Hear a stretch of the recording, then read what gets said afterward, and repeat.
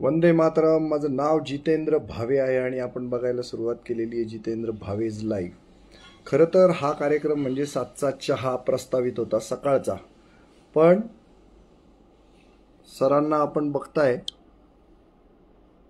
या अशा अवस्थेत आहेत ते, आणि त्याच्यामुळे आपण हा 7चा चहा संध्याकाळला ठेवला आज, आणि त्यातही आम्ही 30 मिनिटं जवळपास लेट झालेलो आहोत. त्याबद्दल मी सगळ्यांची माफी मागतो आणि माझ्या मुख्य विषयाला सुरुवात करतो. आज 1 मे महाराष्ट्र दिन आणि जागतिक कामगार दिनही आहे. त्यानिमित्तानं सगळ्या जगभरातल्या कामगारांना मी अनंत कोटी शुभेच्छा देतो. महाराष्ट्र दिनानिमित्त महाराष्ट्रवासियांना शुभेच्छा देतो.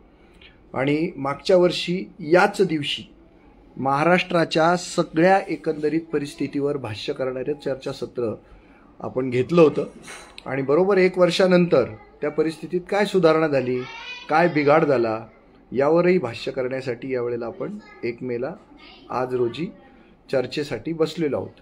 महाराष्ट्राची आजची सद्यस्थिती काय आहे, मग ती राजकीय असो, सामाजिक असो, आर्थिक असो, तसंच आरोग्यविषयक असो, या सगळ्या परिस्थितीला स्पर्श करणार आहेत सामाजिक कार्यकर्ते, राज्यशास्त्र अभ्यासक, आमचे सन्मित्र सुधीर रावळे सर. रावळे सर, नमस्कार. नमस्कार. पहिलाच प्रश्न आहे माझा की 1 वर्षाच्या या आपल्या प्रवासामध्ये काय बदल झालाय विशेषत्वाने, पण आपण पहिल्यांदा राजकीय विषयावर जर बोललो तर फार चांगलं होईल, कारण आता लोकसभेच्या निवडणुका लागलेल्या आहेत, त्याची रणधुमाळी सुरू आहे, तर त्याच्यातनं सुरुवात करूया आपण. राजकीय विषयावर जर बोलायचं ठरलं तर सध्याचं राजकारण याच्यावर पहिल्यांदा आपल्याला बोलावं लागेल. येस. की ते किती गुंतागुंतीचं, किती तोडाफोडीचं आणि किती अश्लील आणि कुठल्या पातळीला गेलेलं आहे. बरोबर आहे ना? बरोबर. हेच सगळं म्हणजे आज जर तुम्ही वर्तमानपत्र वाचली, 2-4 चांगली वर्तमानपत्र जर सोडली, तर नेत्यांचे बोल जसेच्या तसे छापून येत आहेत. आणि कोण काय बोलतंय, कालच कोणीतरी भटकते आत्मा म्हटलं, मग कोणीतरी म्हटलं माझा आत्मा शेतकऱ्यांसाठी तळमळतोय वगैरे वगैरे. इतकी पातळी देशातल्या ज्येष्ठ नेत्यांकडनं इतक्या खालच्या स्तरावर जाते. म्हणून राजकारणाची जर तुम्ही दिशा विचाराल तर दिशेपेक्षा दशा जास्त झालेली आहे असं मला वाटतंय. आणि दशा एखाद्या गोष्टीची केव्हा होते माहिती का, तर ज्या वेळेस तुमच्याकडे कुठलाही असा फिक्स, म्हणजे जनतेने तुम्हाला मुबलक असा वेळ देऊ नये, तुमच्या राजकीय कारकिर्दीसाठी म्हणा किंवा कुठल्याही कारकिर्दीसाठी मुबलक असा वेळ देऊ नये, मुबलक सारा तुम्हाला बहुमत देऊ नये. जर तुम्ही अपयशी ठरत असाल तर मग त्या नैराश्यामधून तुमच्या सभांमधल्या भाषणांमध्ये अशी शब्दरचना किंवा अशी वाक्य तुम्हाला ऐकायला भेटतात, आणि ते अगदी हीन आणि वैयक्तिक पातळीवर जाऊन होतात. तर त्यामुळे मला असं वाटतंय की राजकारणाची नक्की दिशा कुठे चालली आहे म्हणण्यापेक्षा त्याची दशाच झालेली आहे. तर सध्याचं राजकारण अतिशय गलिच्छ वातावरणात म्हणजे चालू आहे हे मी तुम्हाला सांगेल. आणि जर लोकसभा निवडणुका आहे तर लोकसभा निवडणुका निमित्ताने विविध पक्ष या लोकसभेच्या निवडणुकांमध्ये भाग घेत आहेत. प्रत्येक जण आपापला जाहीरनामा, वचननामा, आता वचन या शब्दाला मी म्हणजे काय म्हणा बाबा, मला त्याचा अर्थ आता व्यवस्थित समजून घ्यावा लागेल. जाहीरनामा ह्यामध्ये खूप साऱ्या घोषणा करतायत, परंतु मला असं म्हणायचंय की कुठलंही म्हणजे कुठलंही सरकार आलं कुठल्याही पक्षाचं, तर त्यांनी जाहीरनाम्यात ज्या काही धोरणं किंवा पॉलिसीज दिलेल्या असतात त्याच्यासाठी धोरणात्मक निर्णय घ्यावे लागतात. आणि ते धोरणात्मक निर्णय लोकांपर्यंत, म्हणजे ते कसे कॉस्मेटिक नसतील दिसायला फक्त, तर त्याची अंमलबजावणी कशी होते आणि खरोखर ते शेवटच्या व्यक्तीपर्यंत त्याला त्या योजनेचा लाभ भेटतोय की नाही, ह्याला आपण सर्वकष धोरण म्हणू शकतो. म्हणजे मग ते सिंचनाचा असेल किंवा विजेचा असेल किंवा शिक्षणाचा असेल किंवा आरोग्याचा असेल किंवा सामाजिक असेल. सामाजिक तर आता तुम्ही बघितलंय किती मोठी दरी वाढत चाललेली, आणि प्रत्येक समाज एकमेकाकडे आता, म्हणजे ते सेक्युलरिझम तर बाजूलाच पडलेलं आहे, परंतु प्रत्येक समाज एकमेकाकडे अतिशय शत्रूच्या भावनेने पाहतोय. हे सगळ्यात मोठं या समाज व्यवस्थेचं आणि भारतीय लोकशाहीचं अपयश आहे. हे दुर्दैवाने ह्या महाराष्ट्र दिनाने मला सांगावं लागेल. इथे महाराष्ट्रात हे जास्त घडतंय. महाराष्ट्रात हे जास्त घडतंय कारण त्याला प्रत्येक नेत्यांचीच वक्तव्य जबाबदार आहेत. बरोबर. मध्यंतरी काय म्हणजे हनुमान चालिसावरून पण खूप वाद झाला, त्याच्यातून कोणाला जेलमध्ये टाकलं गेलं, कोणी त्याचं हे घेण्यासाठी, श्रेय घेण्यासाठी किंवा आपण काय म्हणतो ना त्याचं अवडंबर माजवण्यासाठी कोणी म्हणजे संसद भवनात हनुमान चालिसा म्हटली, तर कोणी कोणा नेत्याच्या घरासमोर हनुमान चालिसा म्हटली. मुळामध्ये सामान्य जनतेचा हा प्रश्नच नाहीये ना, नेत्यांना हनुमान चालिसा येते की नाही, किंवा कुठल्या नेत्याने कुठे हनुमान चालिसा म्हणावी, किंवा बुवा तुम्ही एखाद्या समाजाने हे केलं तर तुम्ही हे करा, असली ही काही प्रश्न नाहीये समाजाचे. आणि हे राजकारण्यांनी अगदी हजारो करोडोच्या म्हणजे जे पैसे देऊन सभा भरवतात अशा गर्दीच्या समोर असं बोलणं हे अत्यंत दुर्दैव आहे असं मला वाटतंय. आणि नेत्यांनाच आता जनतेपेक्षा नेत्यांनीच पहिल्यांदा स्वतःची शिकवणी करून घेण्याची गरज आहे की नक्की जनतेचे प्रश्न काय आहेत आणि आपण जनतेला किंवा देशाला किंवा समाजाला कुठल्या दिशेने घेऊन चाललो आहोत याची उजळणी जर त्यांनी केली तर त्यांना आठवेल की नक्की आपण एका टोकाला आहोत आणि समाजाचे प्रश्न हे पूर्णतः विरुद्ध टोकाला आहेत. महाराष्ट्राच्या बाबतीत बोलायचं झालं तर महाराष्ट्राची तर तुम्ही दशा बघितलेलीच आहे की कसं एक सरकार पाडून दुसरं सरकार आणण्यात आलं. आता त्याला कोणी उठाव म्हणेल, कोणी काही म्हणेल, त्याला गोंडस अशी नावं दिली जातील. परंतु ठीक आहे ना, तुम्ही जर उठाव म्हणत असाल आणि ज्या सोबत्यांच्या विरोधात तुम्हाला म्हणजे तुम्ही बाजूला पडलात ते सोबती आज तुमच्या बरोबर आहे, मग तो खरोखर उठाव होता का, ही गोष्ट आहे. त्यानंतर महाराष्ट्रात सगळ्यात मोठं आता आपण बघितलं की मराठा आंदोलन होऊन गेलं. त्या बाबतीत देखील कसं प्रत्येकाने श्रेय लाटण्याचं किंवा अगदी समाजाचा अंत पाहण्याचं म्हणजे राजकारण्यांनी अगदी समाजाचा अंत बघितला. बरोबर. त्यामध्ये पण पुन्हा कसं दोन समाजामध्ये किंवा दोन जातींमध्ये दुही मागेल अशा प्रकारची वक्तव्य, भाषणं, सभा घेतल्या गेल्या. आणि मग मी म्हणजे समाज माध्यमांवर देखील लोकांना भटकवण्यात आलं आणि लोक देखील भटकतायत, हे खूप दुर्दैव वाटतंय मला. जर तुम्ही तसं बघितलं तर आरक्षण हा विषय आणि पर्टिक्युलरली तसा आरक्षण हा मूळ विषय कोल्हापूर संस्थानात 1902 साली शाहू महाराजांनी मांडला होता आणि त्यावेळी वेळेस त्यांनी मराठा समाजाला आरक्षण द्यावं असं म्हटलेलं होतं. परंतु ठीक आहे, त्यावेळेसची जी परिस्थिती असेल तर ते घेतल्या नाही गेलं. आणि मग नंतर मूळ जे आता देवेंद्रजी फडणवीस आहेत, जे उपमुख्यमंत्री होता, तर ते विरोधी पक्ष नेते असताना सतत त्यांनी अशी मांडणी केली की बा मराठा आरक्षण आम्ही दिलं होतं परंतु ते ह्या आघाडी सरकारने घालवलं. म्हणजे मला कुठल्याही सरकारबद्दल प्रेम आहे असं मी नाही म्हणत आहे, परंतु जनतेला कसं वेड्यात काढलं जातं आणि कसा एखाद्या प्रश्नाचा राजकीय वापर करून मतपत्रात पाडून घेऊन आणि सत्ता उपभोगल्या जाते सत्ताधाऱ्यांकडनं, हा फरक मला तुम्हाला समजायचा आहे याच्यामध्ये.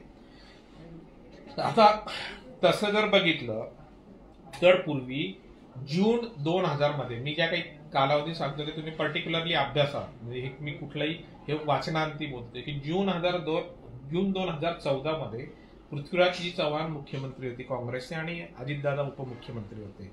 तर त्यावेळेस मराठा समाजाला आरक्षणाची गरज आहे म्हणून त्यांनी ज्यावेळेस आपलं आरक्षणाची पद्धत अशी आहे की एक मागासवर्गीय आयोग नेमलेला आहे राज्याने आपल्या आणि ज्याचं कार्यालय पुण्यामध्ये आहे. तर त्या अशा मागासवर्गीय आयोगांकडनं त्या समाजाबद्दल शिफारशी किंवा त्या समाजाचा सर्वे करून जो काही वस्तुस्थितीजन्य अहवाल आहे तो त्यांनी राज्य सरकारांना सादर करायचा असतो आणि राज्य सरकारांनी आरक्षण द्यायचं असतं. तर त्यावेळेस ज्यावेळेस पृथ्वीराज चव्हाण तत्कालीन अध्यक्षांना भेटले, बापट नावाचे अध्यक्ष होते, तर बापटांनी सांगितलं की नाही मराठा समाज काही मागास नाहीये, त्यांचे एवढे कारखाने आहेत, एवढे शिक्षण संस्था आहेत, तितके कॉलेजेस आहेत, तर ते काय इतके आमदार आहेत, इतके खासदार आहे, त्यामुळे मराठा समाजाला काही मी आरक्षण देणार नाही. मग पृथ्वीराज चव्हाणांनी त्यांना ऍड्रेस करून दिलं की मागासवर्गीय आयोग हा सर्वे करण्यासाठी आहे, आरक्षण देण्यासाठी नाहीये, आरक्षण सरकार देत असतं जे घटनात्मक पद्धतीने असतं. मग शेवटी काय केलं की ते म्हणे आम्ही सर्वे पण करणार नाही. मग यांनी एक मंत्रिमंडळ उपसमिती नेमली, हाय पॉवर कमिटी नेमली, नारायण राणे साहेब त्याचे अध्यक्ष होते माझ्या माहितीप्रमाणे, आणि त्यांनी मग तो सर्वे करून त्यावेळेस मराठा समाजाला जून 2014 मध्ये 16% आरक्षण दिलं होतं. आणि ते ओरडून सांगत होते जनतेला की बा हे आरक्षण टिकवण्याची जबाबदारी आता तुमची. म्हणजे जनतेची कशी, जनता म्हणाला आमची कशी, जर तुम्ही ते टिकवणारं शासन किंवा तुम्ही ते टिकवणारं सरकार जर तिथं दिलं, प्रतिनिधी निवडले तर ते टिकणार आहे. परंतु दुर्दैवाने तसं काही झालं नाही. 2014ला काँग्रेस आणि राष्ट्रवादीची सत्ता गेली आणि शिवसेना आणि भाजपाची सत्ता तिथे आली. आणि त्यांच्या काळामध्ये काँग्रेस आणि राष्ट्रवादीने दिलेलं आरक्षण रद्द झालं. ही पहिली चूक, मराठा समाजाची पहिली तिथे हे झाली. मग त्यानंतर फडणवीसांनी पुन्हा यांना 16% आरक्षणाचा कायदा मंजूर केला. परंतु त्यावेळेस काय झालेलं आहे, सगळ्यात मोठी गोष्ट की नरेंद्र मोदी साहेबांनी घटनेमध्ये दुरुस्त करून राज्य सरकारला जे आरक्षण देण्याचे अधिकार होते ते काढून घेतलेले होते. आणि ते अधिकार काढून घेतलेले असताना यांनी तो कायदा केला, म्हणून ते आरक्षण देखील मराठा टिकलं नाही. आता तिसरं परत त्यांनी गाजर काय केलेलं आहे की ह्या आंदोलनाच्या तोंडावर आंदोलन शमवण्यासाठी की पुन्हा मराठा समाजाला आरक्षण दिलं. परंतु ह्याच्यात काय झालंय की ठीक आहे, आता पुन्हा घटना दुरुस्ती होऊन राज्य सरकारांना आरक्षण देण्याचे अधिकार मोदी साहेबांनी दिलेले आहेत. मात्र आता काय झालंय की आरक्षणाची जी 50%ची मर्यादा आहे ती ह्या आरक्षणामुळे ओलांडल्या गेलेली. त्यामुळे पुन्हा ते चॅलेंज होणार आहे.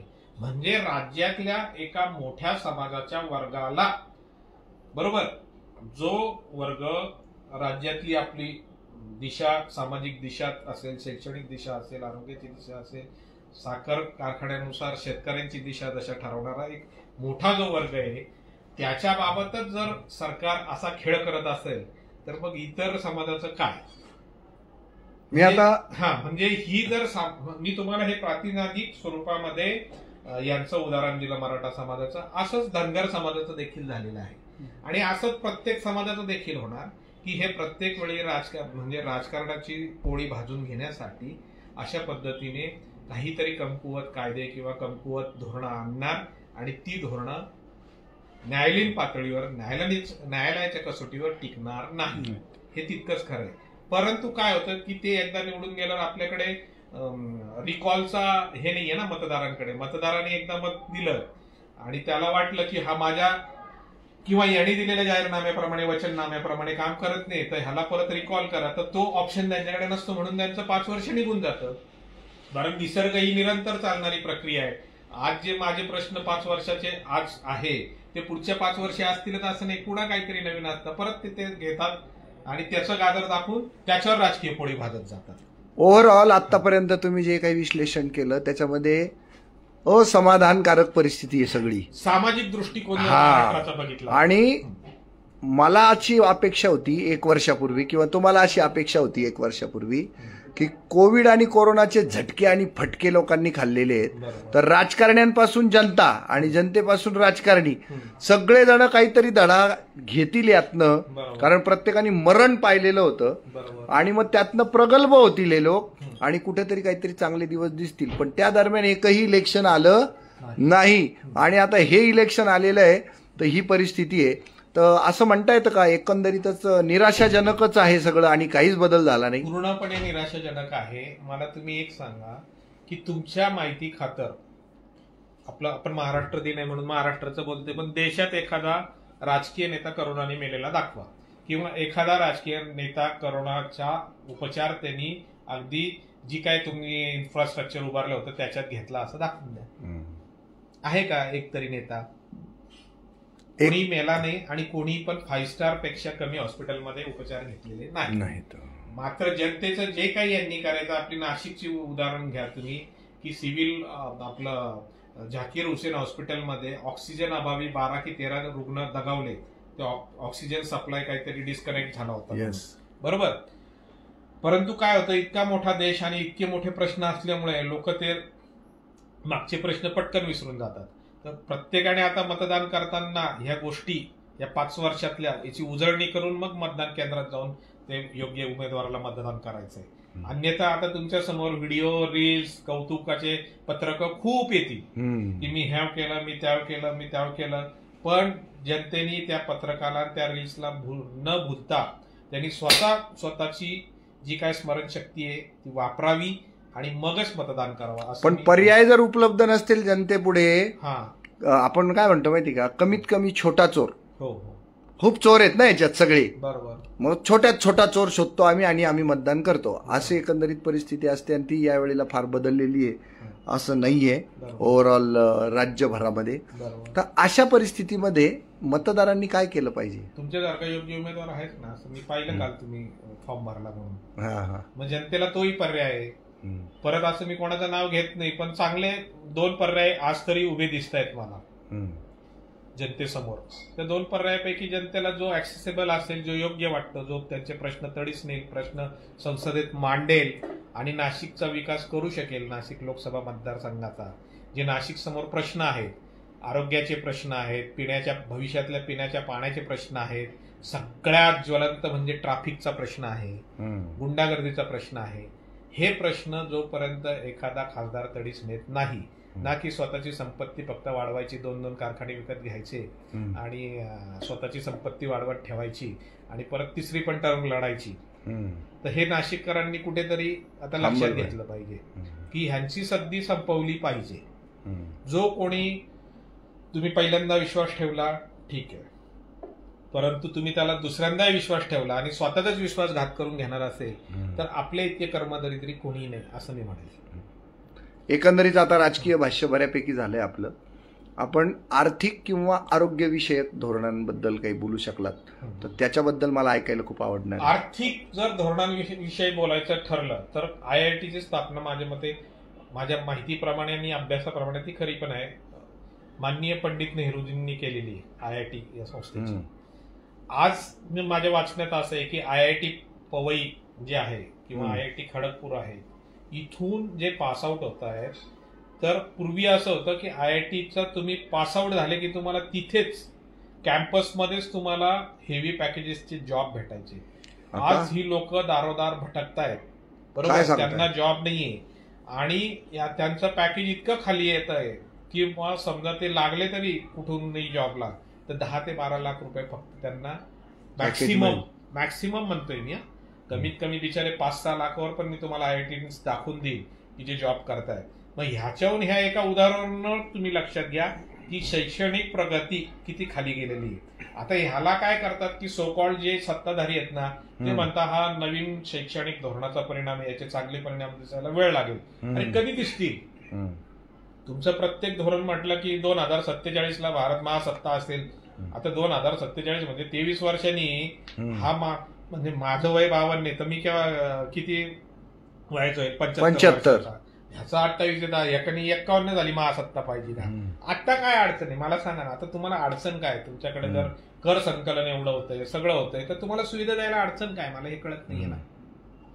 आणि आर्थिक परिस्थिती जर म्हटली तर ज्यावेळेस 2014 साली देशाचं सत्ता ज्यावेळेस काँग्रेसकडनं गेली त्यावेळेस देशावर 55 लाख कोटीचं कर्ज होतं, ज्या 200 लाख कोटीचं कर्ज झालेलं आहे. 55 लाख कोटी टू 200 लाख कोटी 10 वर्षातली ही प्रगती. 145 लाख कोटी जास्त. हे आकडे तुम्ही कुठूनही व्हेरीफाय करा, ह्यात कुठलाही चुकीचं नाहीये. आणि जर एखाद्याला चुकीचं वाटलं तर त्यांनी उद्या माझ्याकडे येऊन ते आकडे घेऊन प्रतिवाद करा. माझ्याकडे आकडेवारी सगळी आहे. मग ह्याच्यात देशाची प्रगती झालीये का?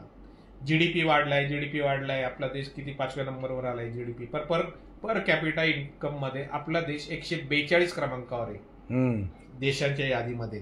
म्हणजेच काय की पर कॅपिटा इन्कम मीन्स दरडई उत्पन्न जितेंद्र भावेंचं वाढलं का? नितीन रेवगडेंचं वाढलं का? सुधीर रावलेंचं वाढलं का? जीडीपी वाढून काय? म्हणजे शेवटी काय की हा जो विकास होतोय हा ठराविक एका वर्गाचा होतोय आणि त्याच्यामुळे तो जीडीपी फुटलेला दिसतोय. परंतु जी काय आज आहे तुम्ही म्हणतात की 80 कोटी जनतेला तुम्ही राशन पुरवता, म्हणजे तुमच्या दृष्टिकोनात 140 कोटी जनता असेल तर 80 कोटीला जर राशन तुम्ही फुकट पुरवत असाल तर याचा अर्थ तुमचा देश गरिबीचा. मग जीडीपी वाढल्याचं कौतुक का असावं आपल्याला? बरं. आणि दुसरी गोष्ट आपण रोजगारीबद्दल बोलत होतो. जर IITची जर ही अवस्था आहे आणि जर इंडस्ट्रीज येत नसतील, तुम्ही मला सांगा की अकराळे सारखी MIDC स्थापन होऊन गेली आता 15-1 वर्ष झाली, तिथे एखादा मोठा प्रकल्प अजून आला का हो? नाही, तेच प्रकल्प बंद होत आहेत. आणि बीजेपी नितीन गडकरी साहेबांनी, जे बीजेपीतले खूप मोठे आणि महत्वाचे मंत्री, की त्यांनी ज्यावेळेस नाशिकला आले त्यावेळेस त्यांनी सांगितलं की आडगाव येथे आम्ही IIT पार्क करणार आहोत. आणि मी 3 महिन्यापूर्वीच वाचलं की काहीतरी राजूर बावल्याजवळची जागा IIT पार्क साठी संपादित करतायत. जाऊ नाही आलो ना, तुम्ही उदय पाठवलं सामंत मला. हे उद्योग मंत्री आहेत, नितीन गडकरी हे भाजपाचे मंत्री आहेत आणि ते शिवसेनेचे मंत्री.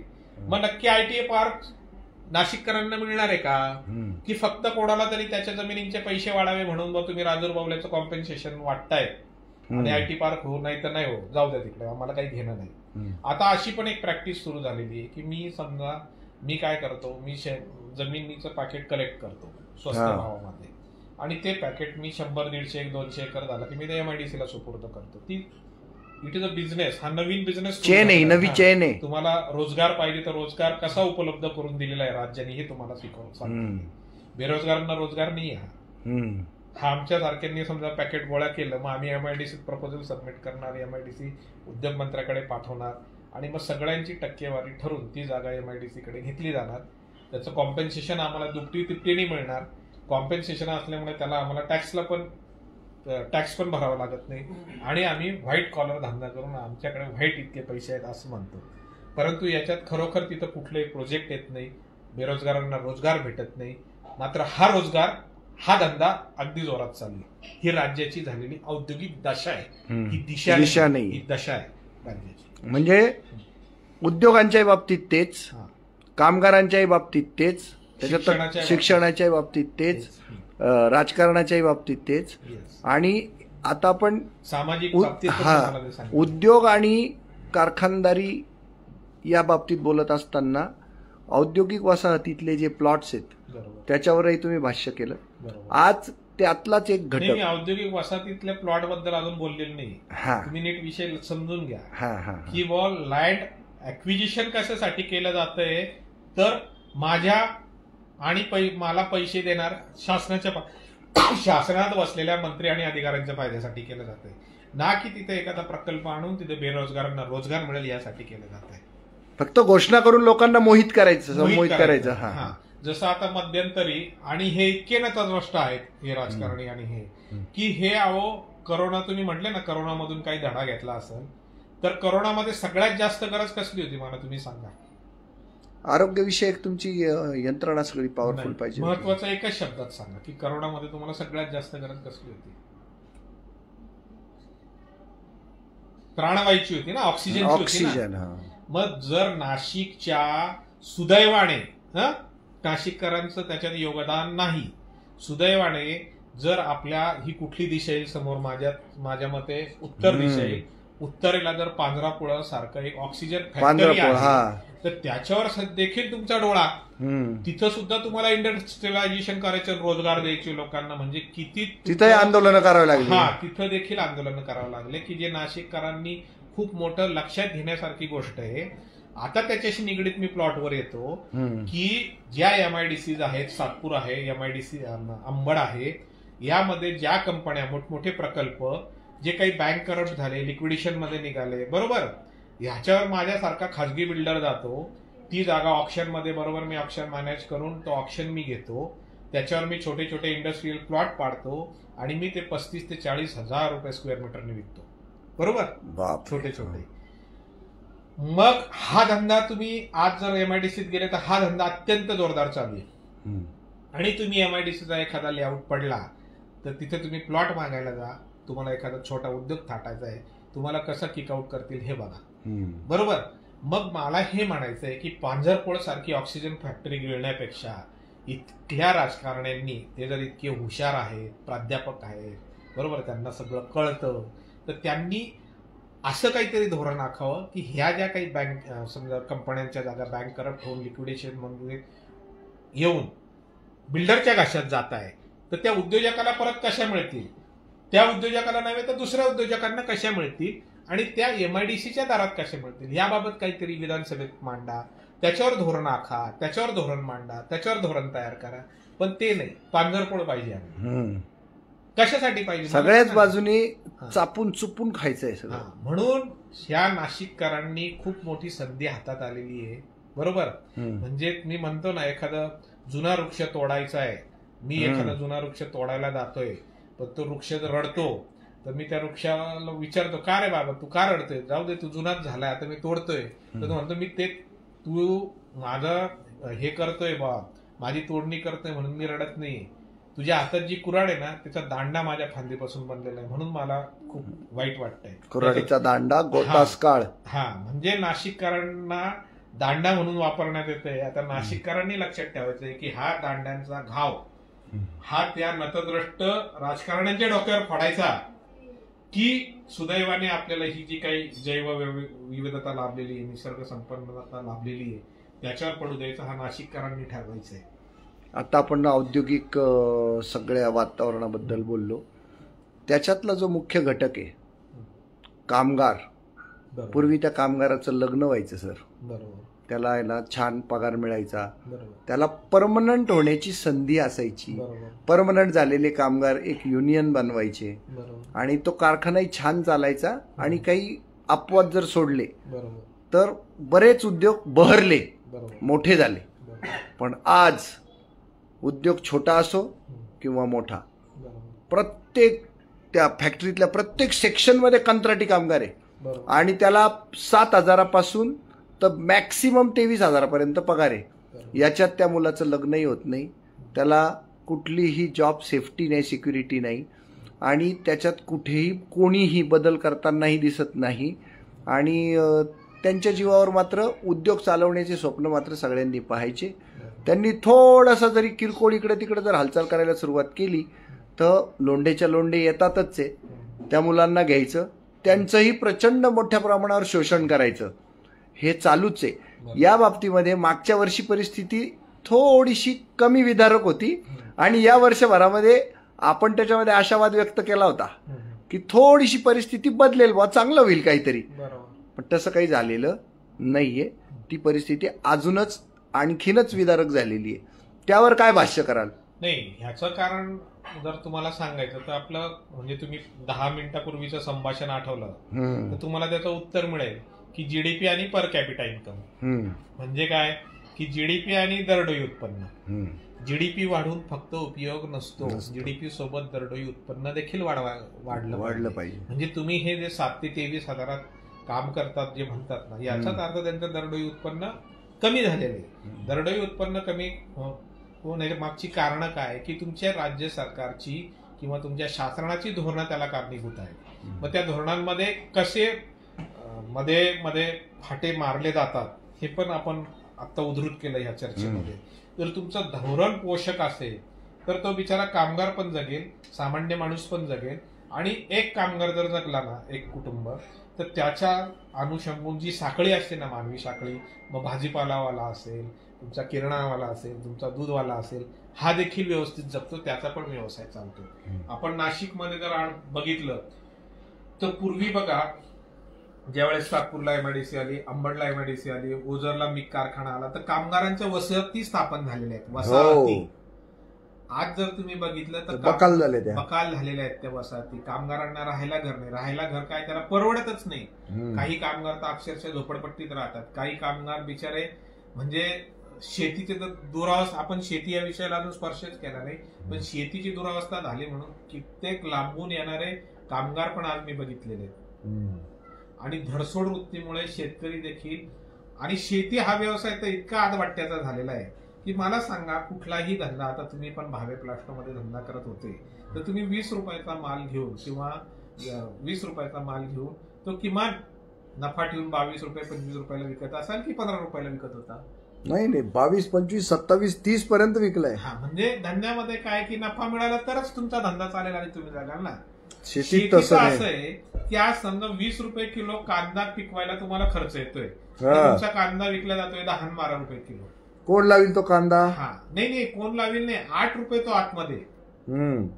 आणि काय होतं, दरवेळेस शेतकरी आशेवर असतो बिचारा की ह्या वर्षी माझ्या कांद्याला चांगला भाव मिळेल. मग तो पाहतो की मी किती कांदा लावलाय, 5 एकर लावलाय, तर मग 5 एकरात समजा माझं सरासरी 150 क्विंटल, 1.25 क्विंटल उत्पन्न जर निघालं, तर माझं सरासरी 5 एकरामध्ये 150 धरलं तर 750 क्विंटल मला उत्पादन होईल. 750 क्विंटल मध्ये चांगल्या दर्जाचा कांदा माझा 500 क्विंटल होईल. आणि तो जर मग कमीत कमी 2,000 रुपयांनी विकला गेला तर 10 लाख रुपये मला मिळतील त्याच्यात. मग मी त्या 10 लाखातनं लग्न करेल, मुलाच्या शिक्षणाची फी भरेल, असलेलं सोसायटीचं कर्ज भरेल, हे सगळं तो गणित बिचारा मांडत असतो. आणि नेमकी आपली धरसोड वृत्ती असल्यामुळे केव्हा एका रात्रीतनं नोटबंदी होती तशी निर्यात बंदी होते ते देखील कळत नाही. आणि मग परत त्याचा तो कागद सगळा त्याच्यावरची शाई जसं पाणी पडल्यावरती पुसून जाते तशी बिचाराचे डोळ्यातले अश्रू त्या कागदावर पडले की ते सगळं पुसून जातात आणि अशामुळेच तो निराश होत जातो आणि निराश झाला की एक दिवस त्याची क्षमता संपते आणि मग तो पुढे काय करतो हे सांगायची गरज नाही. एकंदरीतच सगळी परिस्थिती तुम्ही हे आता करत असताना धोरणांमध्ये आपल्याला सातत्य हवं ह्याच्याकडे दुर्लक्ष करून शासन काय करतंय किंवा सायकोलॉजिस्ट नेमतंय त्यांचं प्रबोधन करण्यासाठी. अरे काय गरज आहे सायकोलॉजिस्टची, त्याची सायकोलॉजी ना सायकोलॉजिस्ट पेक्षा कणखर असते म्हणून तो इथपर्यंत लढत असतो. तुम्हाला सायकोलॉजिस्टची गरज आहे का तुम्ही धोरणं कशी आखावी आणि तुम्ही धोरणात सातत्य कसं ठेवावं. म्हणजे शेतीचा देखील बघा मध्ये काही नाही डायरेक्ट इथेनॉल आपलं साखर निर्यात बंदी, तांदूळ निर्यात बंदी, कांदा निर्यात बंदी, इथेनॉल निर्मिती बंदी. बरोबर. जेव्हा त्यांना कळायला लागलं की आता मुबलक प्रमाणात साखर आहे, ऊस उत्पादन झालेले आणि इथेनॉल हा ज्वलनशील पदार्थ असतो, हा जास्त दिवस गोडाऊन्स मध्ये ठेवू शकत नाही, जर तो ठेवला तर दुर्घटना घडतील म्हणून आता इथेनॉल निर्मितीला परवानगी दिली. मग जर हे इतके महामहिम आहेत बरोबर 10 वर्षात इतका मोठा बदल केलेला आहे तर मग यांना इतके क्षुल्लक याच्यावर अभ्यास करून धोरण आखता येत नाही का. हे सगळं दुर्दैव आहे. आणि मला म्हणायचंय की मी कुठला एक पक्ष अधोरेखित करून टीका करत नाहीये. आज ज्यांनी सत्ता उपभोगली आहे ना, मग तुम्ही आमची दशा केली दुर्दशा केली की आम्हाला दिशा दिली याच्यावर मी भाष्य करतोय. तर तुम्ही आमची दशा केली 10 वर्षात. मग तुम्ही म्हणाले यांनी केलेले विकास दिसत नाही का, तर मग मला विकास तरी दाखवा. मग फक्त रस्ते पाडणे हा जर विकास असेल तर मग मी त्याला विकास नाही म्हणणार. बरं हे म्हणतात की आम्ही पर डे 38 किलोमीटर रस्ता बांधतो. आता पर डे 38 किलोमीटर हे मोजतात कसे, 6 लेन रोड असेल तर त्याचे 6 पत्र मोजायचे झाले. म्हणजे जनतेने हे सगळं लक्षात घेतलं पाहिजे.